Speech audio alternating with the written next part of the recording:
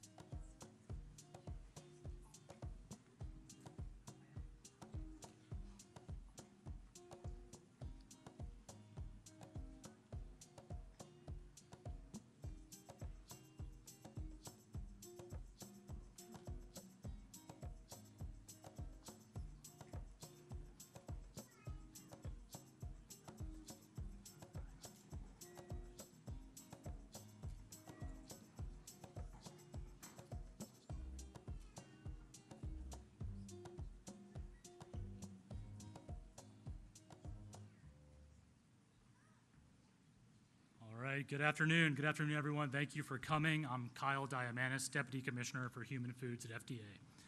It's my honor and privilege to introduce to you the Commissioner of FDA, Dr. Marty Makary, a renowned surgeon, scientist, researcher, and public policy expert. Dr. Makary was confirmed as the 27th Commissioner of the FDA by a bipartisan vote of the Senate. Dr. Makary joined FDA from the Johns Hopkins University and Hospital, where he founded the Johns Hopkins Center for Surgical Trials and Outcomes Research, was named an endowed chair in the gastrointestinal surgery, and for the past 22 years has held an active clinical practice. He has authored over 300 peer-reviewed articles in medical literature, has conducted and led landmark cross-disciplinary research on a range of subjects, including obesity, cancer care, and adverse event monitoring. He is the author of a leading book on the microbiome, food policy, and other important health topics. A member of the prestigious National Academy of Medicine and the recipient of numerous honors and awards, his work has had a major and lasting impact on health policy and the field of medicine. One of the things I appreciate about Dr. Makary is that he cares deeply about people and has devoted his life to service. He was in the operating room caring for a patient the day before his Senate confirmation hearing last month. We're lucky to have him as our commissioner. He's all about helping people and driving outcomes, and today is another example of that. Please join me in welcoming FDA Commissioner Dr. Marty Makary.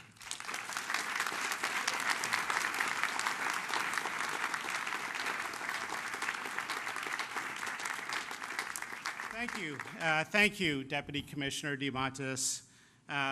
Good afternoon, Mr. Secretary, Dr. Bhattacharya, Governor, Speaker, the many Maha moms and the kids here supporting the effort. Thank you for being here. Thank you. That's great.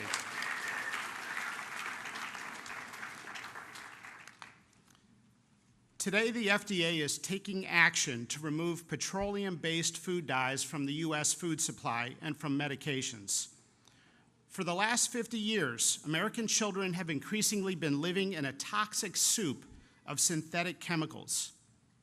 The scientific community has conducted a number of studies raising concerns about the correlation between petroleum-based synthetic dyes and several health conditions, such as attention deficit hyperactivity disorder, obesity, diabetes, insulin resistance, cancer, genomic disruption, GI issues, as I've seen in the hospital, and allergic reactions.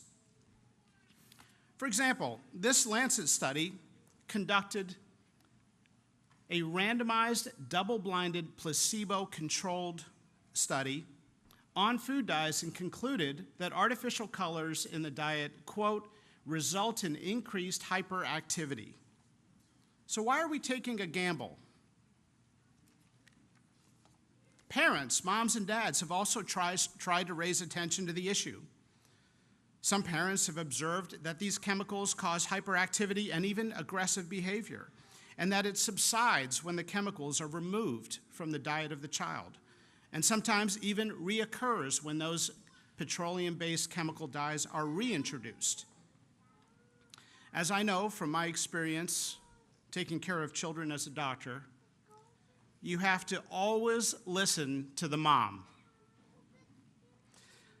Other studies have found that artificial colors that create vibrant colors mess with the child's developing brain to make ultra-processed foods more attractive, even when the child already feels full. These studies have associated food colors directly with obesity and diabetes. Well, America's children are sick and suffering. 41% of children have at least one health condition, and 1 in 5 are on medication. The answer is not more Ozempic, more ADHD medication, and more antidepressants. There's a role for those medications, but we have to look at underlying root causes. The F in FDA stands for food. Now, there's no one ingredient that accounts for the child chronic disease epidemic. And let's be honest, taking petroleum-based food dyes out of the food supply is not a silver bullet that will instantly make America's children healthy, but it is one important step. This administration is not interested in continuing down the path of doing the same old things as we watch our nation's children get sicker. We need fresh, new approaches. Cancer and diabetes in young people is going up at an alarming rate, and nobody seems to know why. We have to turn our attention to underlying causes, such as chemicals and toxins that children are exposed to, not just more insulin and chemotherapy. And let's not forget that the best way to lower drug prices is to stop taking drugs we don't need. 30 states concerned about this very issue have introduced bills or laws with a patchwork of standards for food companies. So the food industry, which has many good people, has asked for clarity. So today the FDA is taking the following steps. Number one, establishing a national standard and timeline for the food industry to transition from petroleum-based food dyes to natural alternatives. Number two, initiating a process to revoke authorization of synthetic food colorings, including those not in production, namely citrus red number 2 and orange B, within the coming weeks. Number three, taking steps to eliminate the remaining 6 synthetic dyes on the market from the U.S. food supply, specifically red dye number 40, yellow dye number 5, yellow dye number 6, blue dye number 1, blue dye number 2, and green dye number 3 by the end of next year.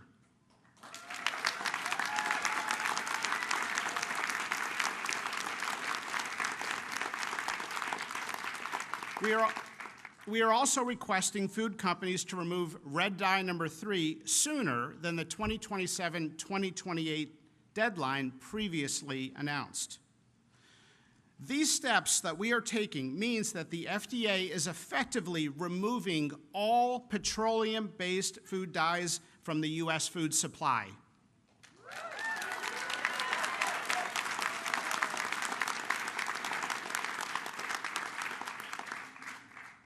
For companies that are currently using petroleum-based red dye, try watermelon juice. Or beet juice. Yes. for companies currently combining petroleum-based yellow chemical and red dyes together, try carrot juice. The FDA is also announcing plans today to authorize 4 additional natural color additives using natural ingredients in the coming weeks, while also accelerating the review and approval of other natural ingredient colors. I want to take a moment to thank America's food manufacturers. Many have been extremely cooperative. There are many good people in food manufacturing delivering on the needs of the American public, and they have done exactly what we have asked them to do. 100 years ago, we asked them to focus on mass food production to solve food insecurity. Now, given our child chronic disease epidemic and enormous suffering and cost that has ensued, we have to come together to address the new problem. That's right, we have to come together. If we can get beyond the tribalism in our society, rampant in our culture, we will realize that we all want the same things. Republican, Democrat, and independent moms showed up in high numbers to vote for President Trump on this very issue that Secretary Kennedy has championed. Moms across America have spoken, and they want more honesty and humility from our nation's healthcare leaders. And if we're being honest, ADHD is not a genetic problem, and our obesity epidemic is not a willpower problem. It's something that adults have done to children. I was reading a New England Journal of Medicine article recently, came out in January, referring to the chronic disease epidemic in children, specifically infertility, diabetes, obesity, attention deficit disorder, and many other health problems. And it referred to that group of problems with an interesting term. It called them non-communicable diseases of children. Non-communicable diseases. Well, actually, they are communicable, but kids are not getting these diseases from viruses or bacteria. They're getting them from using their phones and ultra-processed foods and chemicals and toxins that we have introduced into their world. Gandhi once said, the true mark of a society can be found in how it treats its most vulnerable members, including children. Secretary Kennedy has said that he would instruct the FDA to examine concerning ingredients in the nation's food supply, and today we are delivering on that promise.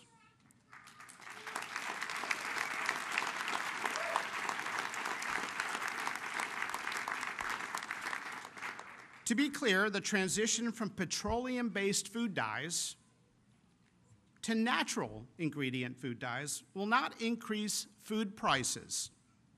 We know that from other countries that have already made the transition. It's not an opinion. Today's announcement fulfills the administration's promise to use both gold standard science and common sense.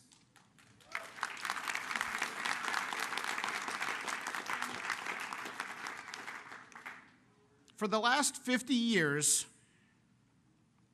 we have been running one of the largest uncontrolled scientific experiments in the world on our nation's children without their consent. And today, we are removing these petroleum-based chemicals from their food supply.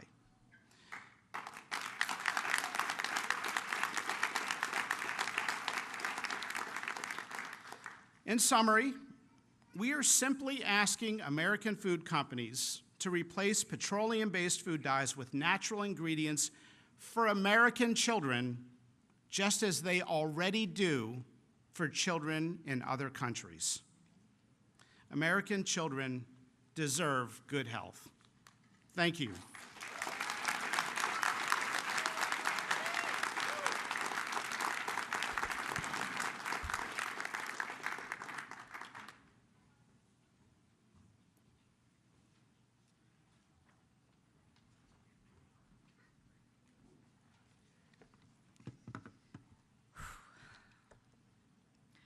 For over a decade, I have said the FDA is asleep at the wheel, and now I can stop saying that. Hi, I'm Vani Hari. I'm a food activist and author, a fellow MAHA mom, and I'm not affiliated with the HHS, just for the record. Thank you, Commissioner Dr. Marty Makary. Thank you, Secretary Kennedy, and everyone here at HHS that has made this swift action possible. Today marks the beginning of restoring the trust at the FDA and our regulatory institutions. Last September, I testified at the U.S. Senate about the blatant hypocrisy of American food companies selling safer products in other countries while selling inferior versions of the same exact products here in the United States with artificial food dyes made from petroleum. The outrage of American companies doing this spawned a massive grassroots movement to hold these companies accountable. 1,000 concerned citizens, moms, children, elected officials, health leaders from across the nation gathered in Battle Creek, Michigan last fall asking Kellogg's to remove the dyes they don't use in other countries. We had over 400,000 petition signatures to deliver to their headquarters, but they gave us the cold shoulder. They told us to get off their lawn. Secretary Kennedy took our unheard voices to the campaign trail and elevated them all the way up to President Trump. From the moment my kids were born, I have taught them the truth about artificial food dyes because our government was doing nothing to protect them from these harmful ingredients. Now we are entering a new era. An era where we don't need to worry about artificial food dyes on the frosting of a birthday cake, the breakfast cereals served at schools, our children's Halloween bucket or Easter basket, the chips and the sports drinks being served after a game. This was the effort of so many incredible people, many of whom are in this room today. Thank you. Thank you for being loud. Thank you for coming together with me on this issue. Because you made your voices heard, we now have made history together. And now we have intellectual honesty coming out of the FDA, focused on looking at updated science on food additives that American food companies are not using in other countries. This is a win for every American who doesn't know the truth about the food industry. For all the mothers, the fathers, the doctors, and the teachers out there struggling for answers on our children's health problems when they can be solved with food. Because you know what? Food is medicine. Thank you very much.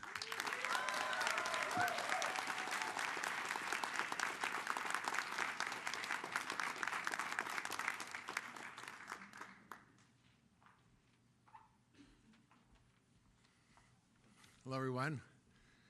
Thank you, Mr. Secretary, Commissioner Makary, Governor Morrissey, and the rest of the crew here to fight the good fight. And I was reflecting on a friend of mine who was a pediatrician who once said that if a foreign nation was doing to our children what we are doing in America, we'd go to war to protect them.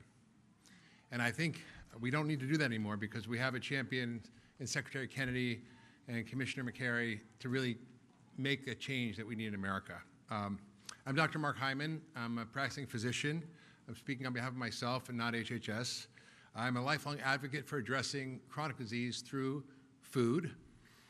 And I'm here today because our food system, specifically our regulatory system for food additives and dyes, is failing to protect the health of the American people, especially our children. Every day, Americans consume thousands of chemicals in our food, many of which have never been independently tested for long-term safety. Artificial dyes like red 40 and yellow 5, emulsifiers, preservatives, and so-called natural flavors have been linked in studies, many studies, to behavioral issues, to metabolic dysfunction, to inflammation in the body. And these aren't just theoretical risks. We're seeing rising rates of chronic diseases linked to food dyes and other additives like ADHD, obesity, autoimmune diseases, allergies, endocrine disruption, and even cancer. The highest levels of scientific evidence shows that these food dyes cause increased hyperactivity, reduced attention span, irritability, sleep disturbances in both children with and without pre-existing behavioral disorders. Now, these effects can occur at doses within the range of typical consumption for many kids, which is often in the many milligram doses. Is it any wonder that there's been a 1,000% increase in ADHD since 1970? 1,000%. No parent should have to guess whether the food they're giving their child contains substances banned in Europe but allowed here. No doctor should watch their patients struggle with chronic illness tied to ultra-processed food and be powerless to change it because our food policies lag decades behind the science. It's time, and it is time, it's happening, that the FDA and HHS is demanding full transparency, independent review, and science-based safety standards for every substance added to our food. Americans deserve a food system that protects their health and not corporate interests. Thank you.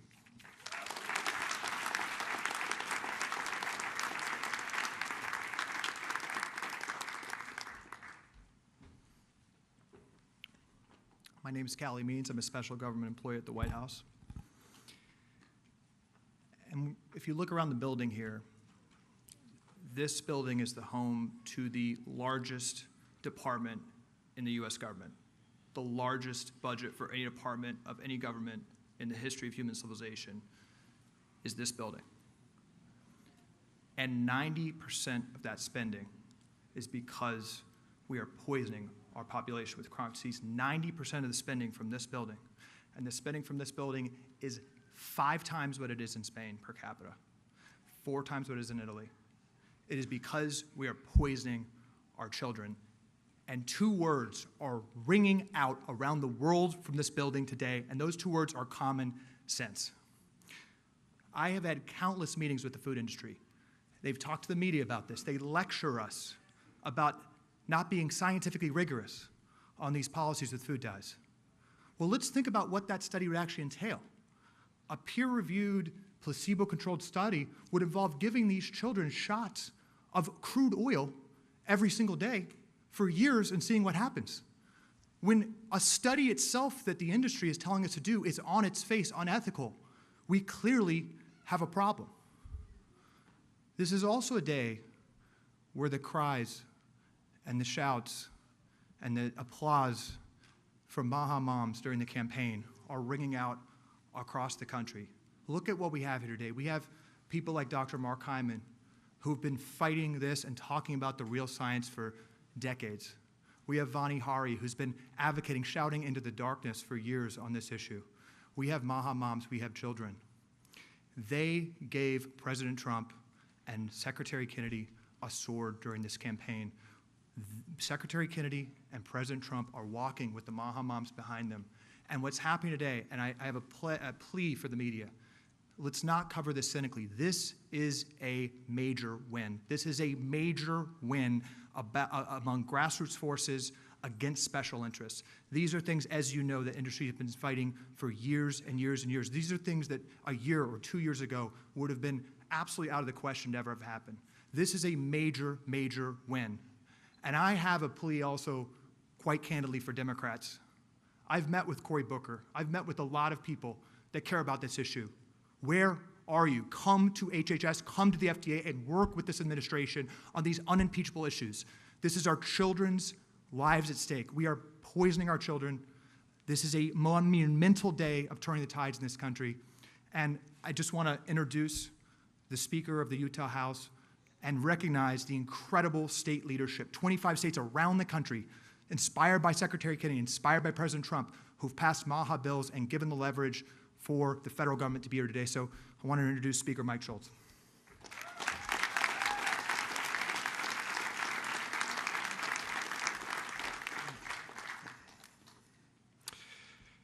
Good afternoon. I'd like to start by giving a shout out to my colleagues in the Utah House of Representatives and the Utah Senate, 10 of which came to be here with us today. Thank you. Because you see, real change doesn't happen easy. It happens because people are willing to do the hard things, to make the tough calls, and to put our kids first and Americans first. Whether it's banning soda from SNAP purchases, or getting ultra-processed foods out of our school lunches, or removing fluoride from our drinking water, Utah leads and Utah has taken action.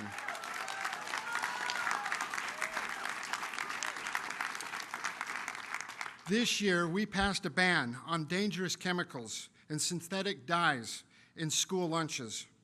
In fact, one of our largest school districts has been doing this for 3 years already, showing that we can provide a healthy environment for our kids without overburdening our schools and our school systems.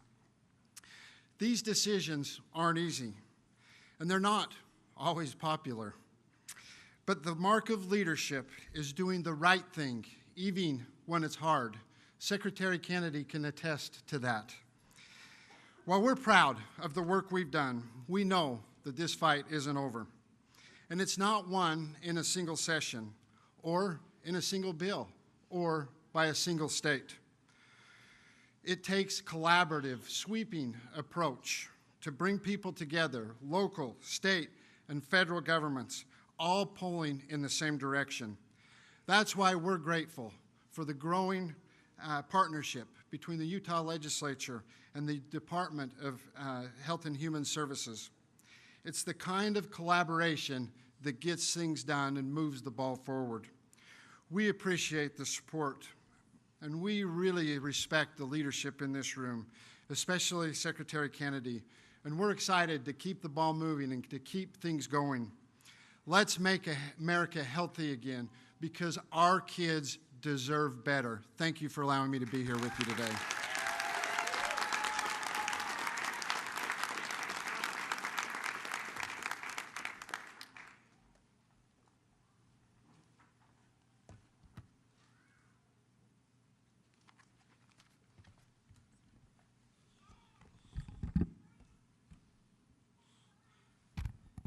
Well, good afternoon. What a wonderful time to be here at HHS today. I just want to start out and thank the Health and Human Services Secretary, Robert F. Kennedy, for his vision and for all the amazing work that he and his team have done in just a very short period of time.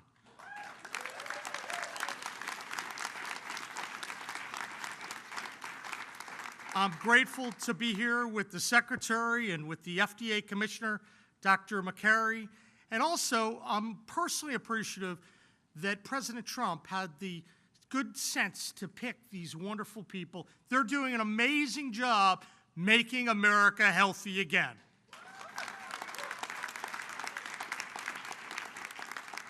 I also look around this room and I see a lot of leaders of the MAHA movement and their mission of making their states and their country healthy again. And I know there are some people here from West Virginia, some of our leaders who really led the way for the recent legislation, which maybe had something small to do with why we're here today. So Senator Barrett and Senator Chapman, and there are a couple other folks here.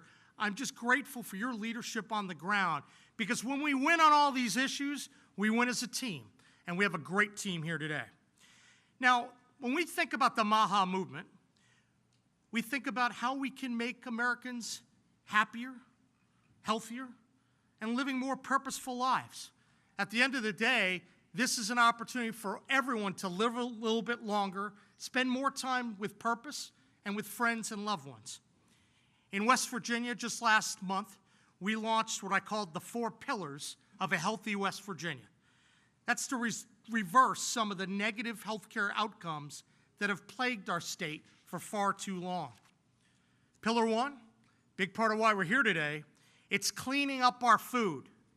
I want to get the crap out of our food and improve the quality of school meals. We passed the law in West Virginia because we thought our kids and our citizens deserve better. They deserve real food, not chemical shortcuts designed to fool the eye but harm the body. That's what making America healthy again means to us. It's not just a slogan, it's a mission. And it starts with protecting the most vulnerable among us, our children. Now, in West Virginia, we've launched a statewide walking challenge. We've called it the Mountaineer Mile. We're reforming our SNAP system to reward healthy choices. And we're holding a line on harmful food additives. Because when taxpayer dollars are involved, they should fuel health, not disease. And as part of this process, thank you. That's a pretty basic concept, I think. As part of this process, I think all of us know that a national discussion is needed. So we've been fortunate to help lead the way in West Virginia, but I'm so thankful for the leadership on the national level. That's the best way we do it, because we need consistent policies across the nation that clean up our food. So we're appreciative to Secretary Kennedy and the Trump administration for the bold steps to begin removing harmful dyes in food products across the country. I think it's going to protect kids who often fall victim to these processed foods. West Virginia, we're committed to helping lead the nation toward a healthier future. Let's go clean up our food, let's lift up our families, and let's move our country forward. Thank you, and let's get to work.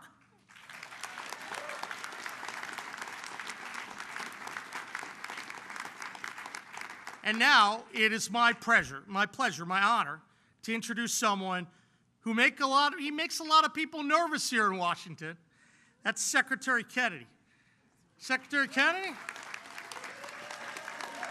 This is a guy that's willing to speak the hard truths and stand up for everyday Americans. Even when it's not popular, he stands up, he makes it happen. Let's join me in welcoming him, a warrior for America's children, RFK Jr.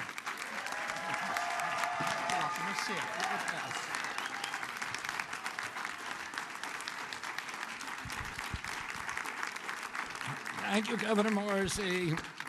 Thank you, Speaker Schultz. Thank you to Dr. Mark Hyman, who's been my friend and partner on these issues for over 20 years. Thanks, Makary, who's been an extraordinary leader. And then Marty, Makary, I'm so grateful that you agreed to join the administration. And Jay Bhattacharya, will you guys come up here and stand behind me? We have an amazing team at HHS. When my uncle was president in the 1960s, we had the healthiest people in the world. And one of the basic assumptions of our country was that because we were robust people, because we were vigorous, because we were tough, we had what my uncle called this beef jerky toughness that was responsible for our country being the land of the brave and the home of the free, the greatest industrial power in the world, the wealthiest country. We owned half the wealth on earth when my uncle was president, and part of that was because of the vigor of our society. And that's one of the reasons he started the Presidential Council on Physical Fitness, because he felt that Americans were getting soft, and it was going to steal from us and erode all of our leadership, our moral authority, and our values, and our role as an exemplary nation. And since his death, we've had this extraordinary chronic disease epidemic. When my uncle was president, 3% of American kids had chronic disease. Today, it's around 60%. And these are a broad category, the ones that Marty mentioned, like ADHD, the neurological disorders, ADD, ADHD, speech delay, language delay, tics, Tourette syndrome, narcolepsy, ASD, and autism. All of these are injuries that I never heard of when I was a kid. They were not part of the nomenclature. They weren't part of the dialogue. There was zero spent in this country treating chronic disease when my uncle was president. Today, it's about $1.8 trillion annually.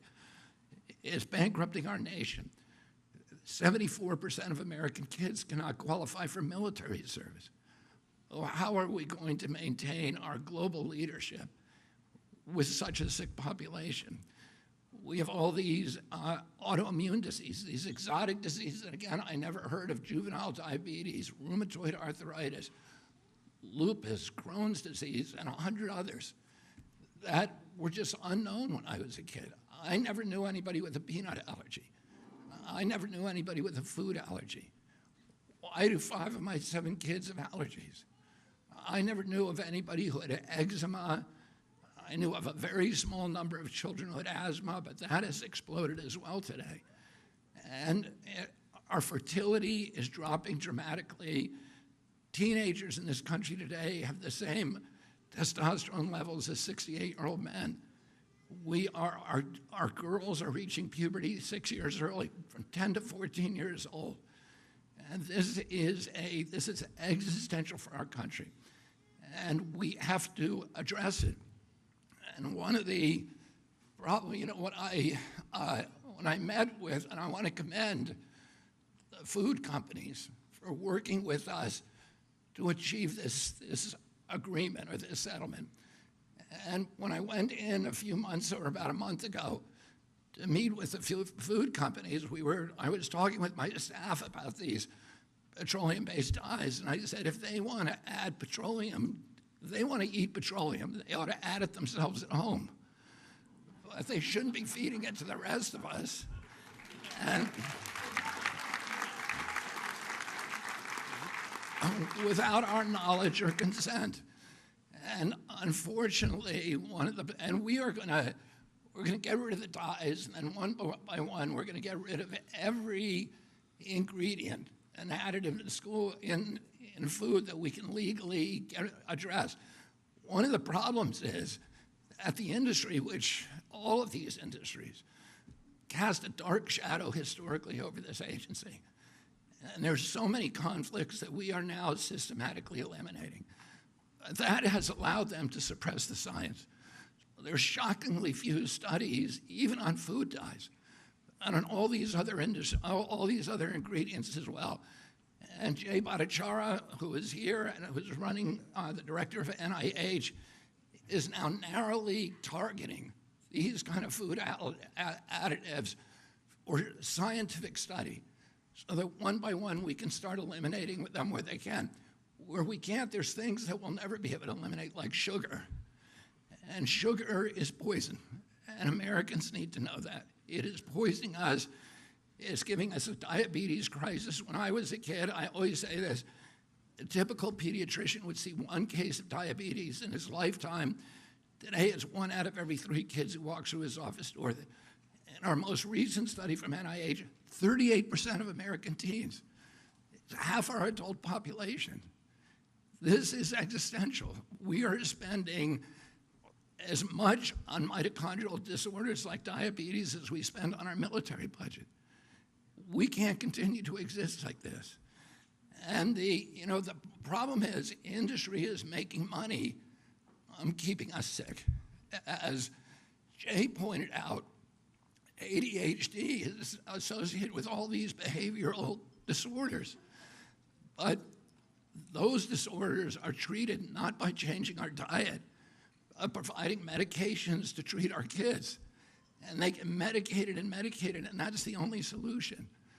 And, I would point out that there is part of the etiology of these diseases is a kind of media malpractice, a mass psychosis that has our media not talking about this.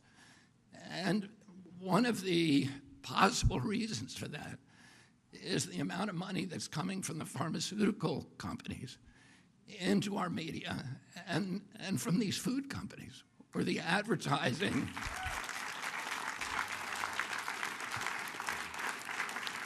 And the advertising has at least plays a factor, that revenue, that extraordinary revenue stream, in disabling their capacity or their inclination for skepticism and for critical thinking. So Americans don't know what they're eating, and they don't know the implications of those things. And for those products, Mark Hyman says in his book, the 10-Day Sugar Detox Diet, which I'll give a plug to, is a very good book. He talks about how dangerous sugar is and how it's as addictive as crack. And our children are addicted to it from when they're little kids. Our agency recommends, I think, a huge amount of sugar for kids from when they're born. And it's hurting them, and it's addicting them, and it's changing their taste buds so that they crave it. And it's disabling our population. So for those ingredients that we can't ban legally, we're going to start informing Americans about what they're eating.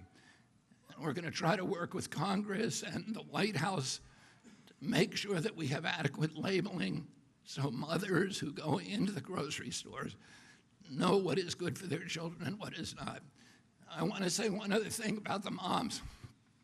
When I went and spoke for the first time, and I met with the heads of all the food industry companies, one of the things that they said to us is that the worst thing for us is if we have a patchwork of legislation in all these different states, because then we're not capable of marketing nationally distributed products, because we're going to have different regulations in every state. And they didn't want that, and that's one of the reasons they came to the table with us. I want to thank Speaker Schultz, and I want to thank Governor Morrissey, and I visited many other governors in Virginia and West Virginia, in Arizona and Utah and other states that are having these local bans.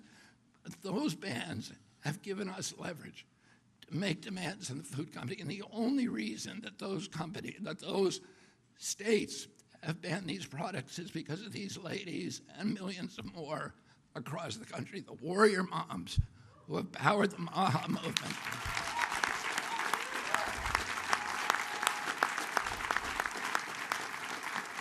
And I just want to urge all of you, it's not the time to stop. It's the time to redouble your efforts, because we have them on the run now, and we are going to win this battle.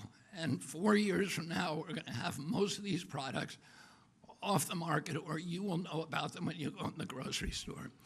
So I want to thank you.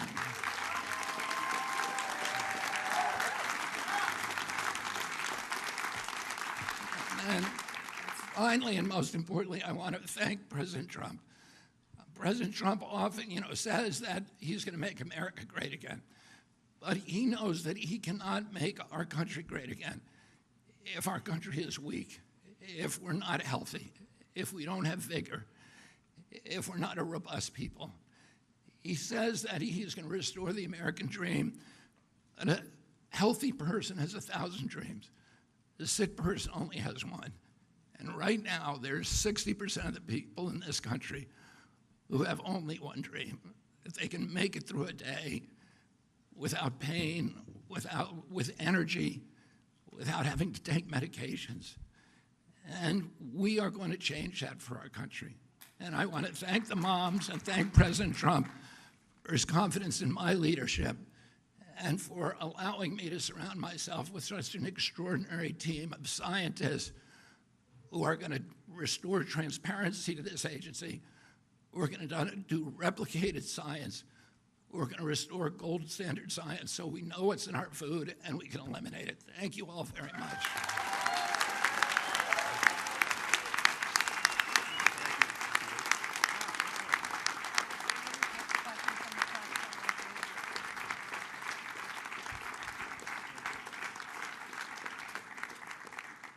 Thank you, Secretary Kennedy. Thank you to everyone for being here, and thank you to the press for attending today. We're going to take some questions from the press. If you can please say your first, last name, and outlet when I call on you, that would be great.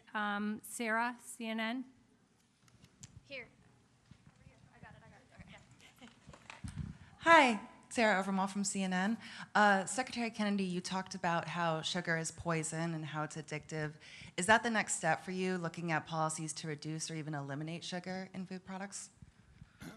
I don't think that we're going to be able to eliminate sugar, but I think what we need to do probably is give Americans knowledge about how much sugar is in their products. And also, with the new nutrition guidelines, will give them a very clear idea about how much sugar they should be using, which is 0. Yes. Hi, Helena Bottomiller-Evich with Food Fix. You mentioned the goal is to work with the food industry to get the most of the major synthetic food dyes out. What is the plan if the food industry does not voluntarily agree to do that? And what are the next steps if you can't get agreement within the industry? Thank you. Well, here the industry has voluntarily agreed. And so, you know, I think as we move forward, we are going to work with the industry. They've shown a lot of leadership on this right now. And in fact, we're getting food companies now and fast food companies who are calling us almost every day and asking us, how do we do this? What do you want us to do? Will you do a press conference with us? And so we're really happy with the reception. I think they're ready to change the industry. They have children too. There's no such thing as Republican children or Democratic children. Their children are going to the same schools, they're eating the same foods as the rest of us. And I think most of them really want to have a healthier America. They want clear guidelines, and they want to know what they can and can't do, and we're going to give them that.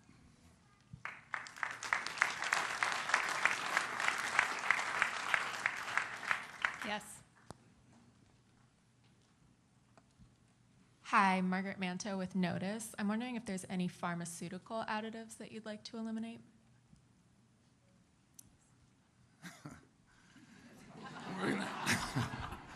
We're gonna start on that next. I don't have anything particular there.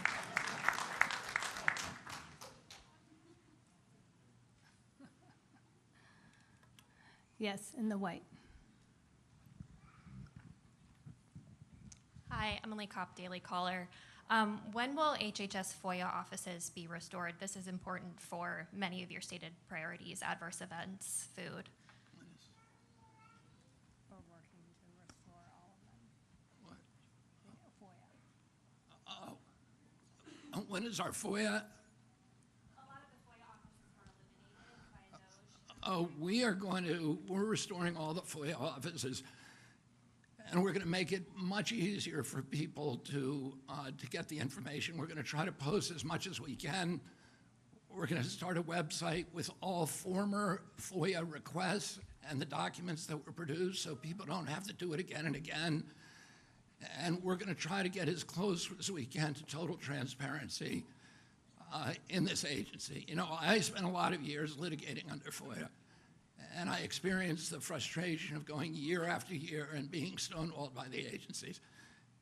A lot of the people who are in HHS right now come from that background. So we all understand how important it is to have, you know, clear communications. Well, the papers that we produce in this agency do not belong to us. They belong to the American people, and we need to be honest with them. And let me just answer the question before you about the drugs and the pharmaceutical products and the additives to the pharmaceutical products. Right now, Jay Bhattacharya is working is assembling teams all over the country of scientists at universities and research centers to look at all of those products so that we can have, I mean, one of the problems is we don't have good science on everything. And we need to have science before we take policy action. And that science has been suppressed systematically for decades because of the conflicts in this agency. We're going to remove those conflicts. We're doing the science, already doing it. And we'll be announcing a series of grant opportunities this summer on all of these different ingredients. And we're going to have good information for the American public, and then we will take appropriate action. Ashley. Ashley DeMello with Fox News Digital. Will there be a way for Americans to identify products that are complying with this phase out? Such as labeling or? We're looking at labeling. Labeling, we have to go to Congress for. But one of the things that we're going to do is we're going to post all the information we have about every additive on an open source website. So that, and we're going to encourage companies that develop apps. There are a number of other apps out there today, like Yucca is one, but there are a number of others. I use Yucca, and my wife uses it in our home. Those apps, then you can use, those companies will develop apps in the private marketplace so that mothers can go in, they can scan a barcode of every product in their grocery store, and they can know what's in it and what's not. Thank you. Jan? So, Secretary Kennedy, you have a lot of issues on the MAHA agenda, obviously, and I'm very curious if you could share some of the logic of choosing, for example, autism and food dyes and things as some of the kind of inaugural issues that you're coming forward with. I would say, we're in a triage situation now, so we're choosing our priorities based upon the issues. Food dye is just a no-brainer. Nobody wants to eat petroleum. Everybody knows there's enough science out there that we know it's terrible for you. That causes health problems, but also behavioral problems. And so we can act on that now. Anything that we can act on, we're going to act on immediately. Some stuff we need science for. We just need to do more science. But a lot of times you hear people say, oh, we're going to do more science on that, and then 10 years go by. That's not going to happen. President Trump wants dramatic change. President Trump wants dramatic change in the next 2 years, and we're going to deliver that for him. In terms of autism is a priority. We've gone from 1 in 10,000 now to 1 in 31, 1 in every 20 boys. This is 1,000 times more impactful to our country from an economic point of view, from a moral point of view, from just from the perspective of just our national well-being. That it has to be. It's costed by 2035. It's going to cost us, autism alone, just one of these chronic diseases will cost our country $1 trillion a year. We have to end that, and we have to end that because the children and the families are suffering so terribly. So that has been a priority for me for 20 years, and it will continue to be a priority, and we are going to find the answer very, very quickly, and we're going to eliminate the exposures that are causing it. Yes.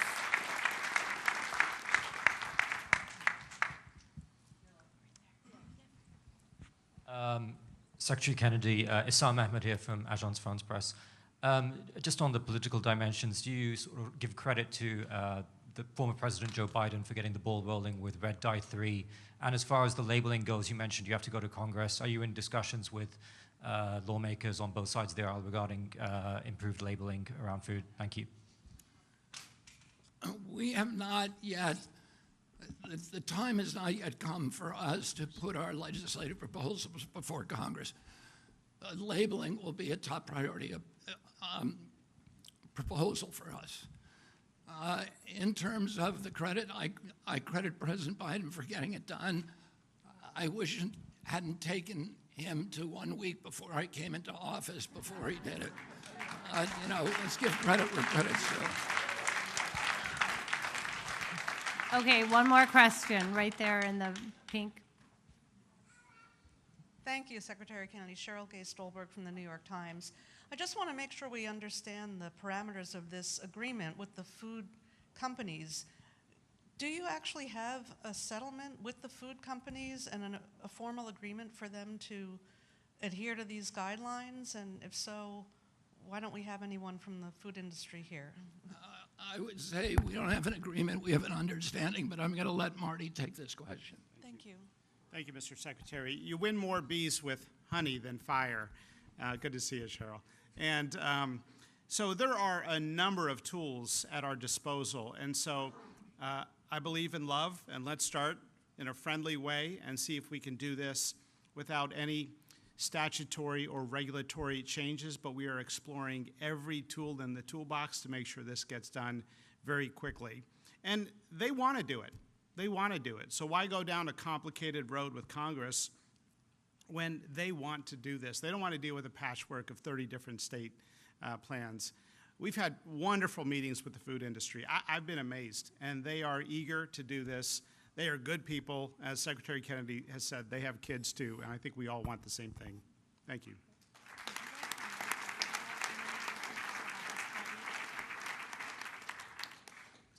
So I just wanted to make a couple of comments about the role of the NIH in all this. One of the major problems that I think that parents around the country have faced is when they go to the scientific literature, they come back with a stone wall. They hear that, well, the science hasn't been done, it's not rigorous. And part of the problem is that scientists are afraid to ask questions, basic questions that parents want answers to. Secretary Kennedy has asked me to, for instance, to initiate a study on autism, the cause of the rise in autism. It's a question that is at the front of the minds of so many parents across the country worried about their kids. And yet, scientific progress on this has been slow because scientists are frankly scared to ask the question. The goal of my leadership at the NIH is going to make it so that those questions are no longer taboo among scientists. Scientists need to work on the things that actually are at the top of the minds of the American people. The mission of the NIH is to do research that extends the life expectancy and improves the health of the American people. And that's exactly what we're going to do. Since 2012, the United States has seen no increase in life expectancy, none. And it collapsed during the pandemic, and only recently has it started to come back up to 2019 levels. That is a situation that is a catastrophic failure of the American public health system, and it frankly is also a failure of American scientists to address the key drivers of this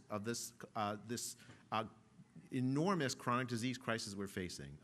And I'm really grateful to Secretary Kennedy for his leadership, and I'm grateful to President Trump for his leadership in giving us the opportunity to turn the ingenuity of American scientists to the questions of how to improve American health and to make America healthy again. Thank you. Thank you, everybody.